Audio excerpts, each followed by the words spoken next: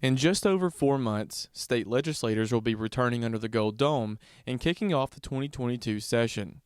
Just like with every year, there are a number of ag issues they're hoping to address this upcoming session, which is why the annual Joint Agriculture Committee Chairman Ag Issue Summit is so important, as they discuss issues within agriculture with ag industry leaders and professionals. I think it's very helpful, especially as chairman of Senate Ag. It helps me understand what's on people's minds and what's on their radar as far as what's affecting the farm and how the Georgia legislature may be able to help grow agriculture. Agriculture is our #1 industry. 1 in 7 jobs in Georgia are connected to agriculture, so we want to keep it green and growing. Of the several ag issues they discussed, one big one was right to farm, a major topic of discussion the past few years that protects property rights of farms. The last couple of years, we've worked on what's called the right to farm legislation. We do currently have protection for farmers on the books in Georgia against nuisance lawsuits. So if your neighbor moves in and you've been an existing farm operation and they move in next to you and want to sue you because of the odor from your farm or the noise from your farm or dust or light, we have protection under Georgia law currently against those type of lawsuits.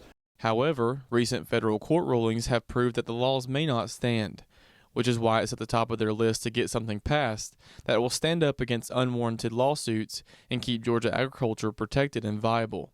Farming takes a lot of capital to farm, a lot of investment.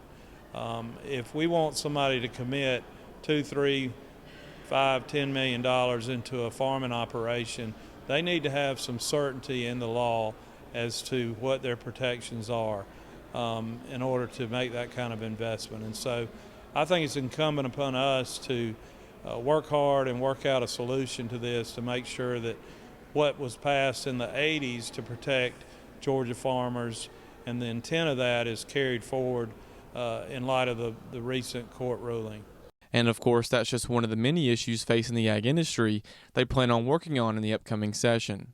As far as the 2022 session, again, we'll be talking about the right to farm, but we're going to be looking at maybe some tweaks to our water policy with regard to irrigation wells in the Flint River Basin. We had a speaker on that today.